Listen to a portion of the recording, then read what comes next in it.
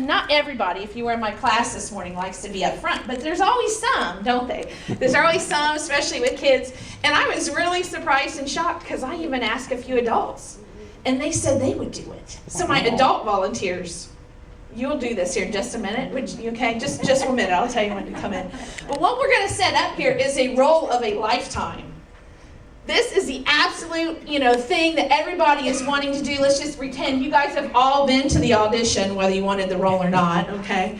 And these are the ones that were called back, and they know this is going to be a big deal. Because this is going to be the retelling of the feeding of the 5,000. And this is huge. All right, so all you people out there, what's going to happen here? Who's it going to be? Who am I going to get cast as? My name in lights, right? It's going to be Broadway. So the two adults that told me that they do, you don't have to hide. I won't make you come up. If my adults that said they would come on up. All right, so we got two. Isn't that amazing? I just knew the kids would do it, but I am so excited. So come on up here. All you're going to do is just read a card when I tell you. We got 1 through 7, so I'll let you be number 1, okay? You said it was easy. It's easy. You're going to be number 2. So I need 5 more volunteers. Now look at this. Everyone in this room should be taking notes. Look at this. Look at this. So excited to be a part of this. And they don't even know what they're going to do yet. Oh my goodness. Okay, 3. She's got her hand real hot. Come on in here. Just stand beside her. 4. We better get some boys or they're going to be mad at me. They'll think I'm sexist. All right, get 5. Let's make Brendan do this. 6. I like your pink shirt. I'm going to make you 7, okay? All right, but here's the thing. I'm sorry to tell you, you did not get the lead role. The lead role, you got the second major important role in this storytelling, okay? But the first one is Jesus, and Jesus has been typecast. Because we work well together, he just does what I tell him, and he's awesome. All right, Jesus. Jesus doesn't even really have to say anything. He just kind of stand behind them there. He's Jesus, all right? This is the telling of the 5,000, right? Think of, you're going to be the loaves of bread. Put that on your head, please. There you go. I'll get one. It was fresh earlier, so it's just been sitting out for a while. Now I know you're all jealous that you want to be on this lead cast here. It should fit, unless you have a really big head. But. Andrew. Style right now. It is in style? Yeah. Awesome. I wear it at school all the time. Cool. All right, well, it's in style, right in style here. Well, here's what, it could have been worse though. Oh no, it's already happening, falling apart. Okay, you gotta hold it there with your hand then. Okay. This is what we were doing to not make money, or not to spend money. I didn't want to do hot glue guns, just kind of hold it there, okay? It could have been worse. I could have made you be like the California Raisin, remember them? Where they sang and danced. Or I could have made you come up here and be Fruit of the Loom guys. Right? That could have been worse. All right, why are they the second most important thing? Because they were multiplied, right?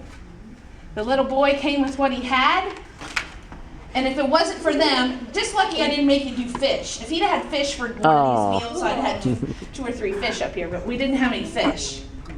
But they're the loaves, right? The second most important role. And Christ prayed for them. Let me read you the story just in case you forget it, okay? Wow, the bread's rolling.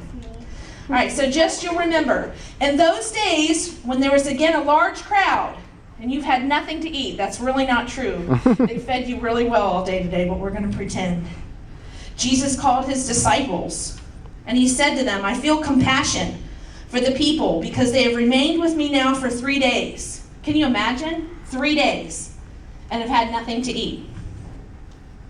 If I send them away hungry to their homes, they will faint on their way, and some of them have come from a great distance. And his disciples answered them, where will anybody be able to find enough bread here in this desolate place to satisfy these people? Because remember, he gave them the job to go find it, and they're just like, what are we supposed to do? And he was asking them, how many loaves do you have? And they said, 7. I'm kind of paraphrasing this, okay? The little boy. And he directed the people to sit down on the ground, and he took the 7 loaves, and he gave thanks, and he broke them. And he started giving them to the disciples to serve to them, and he served them to the people. They had a few small fish, and after he had blessed them, he ordered those to be served as well. And they ate, and they were satisfied. And at the end, they picked up 7 large baskets full of what was left over of all the broken pieces. This was kind of unprecedented. There was only really 2 times that Jesus prayed like this. One was before he asked for Lazarus to raise from the dead. And this time, was he praying for the bread? Was he praying for the people? I mean, we're talking about Jesus here.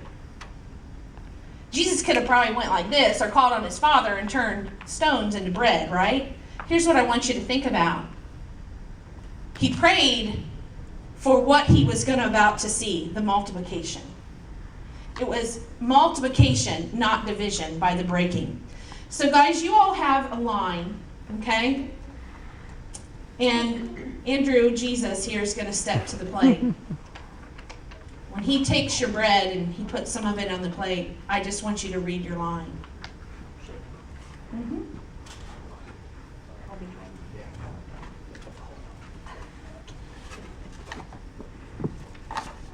What are you doing?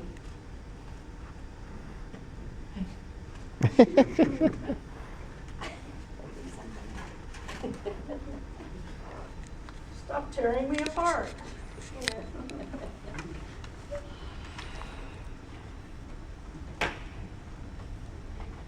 I can't take this anymore.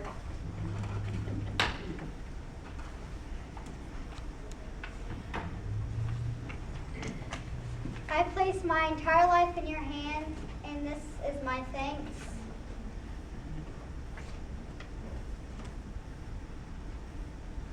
You're messing up my hair.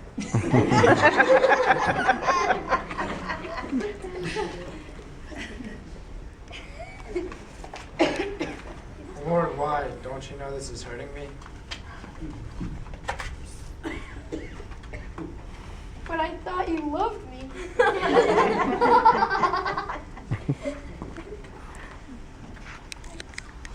It's funny when they stand with bread on their head, isn't it? It's not funny when we feel like the bread that's breaking.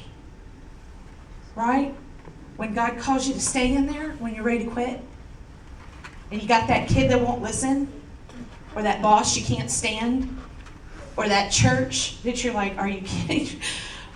I got to serve again. You mean I got to do the nursery again because nobody's volunteering? You mean I got to come to Northeast Conference? I got to clean up tonight? Don't you hear me? Don't you see me? Can't you see my pain, Lord? Is this my thanks? He didn't have to break the bread to multiply it. He could have commanded the bread from stones. But what you're seeing there is a kingdom principle, right? A kingdom principle of faith, vision, gratitude, and growth. And he still calls us to that today. Only we are the bread in that supporting role. We're supposed to be used up, poured out to the last drop. For why? For those that come behind us. For the 5,000 that he's wanting to feed. We talk about a messy church and messy evangelism. That's exactly what we're seeing. That we're willing to keep doing the things that nobody else wanted to do on a Saturday night and serving in those roles. Doing all those jobs in your church and being that light in your neighborhood. That's what this is about. You can put your stuff in there. Thank you, guys. Give them a round of applause.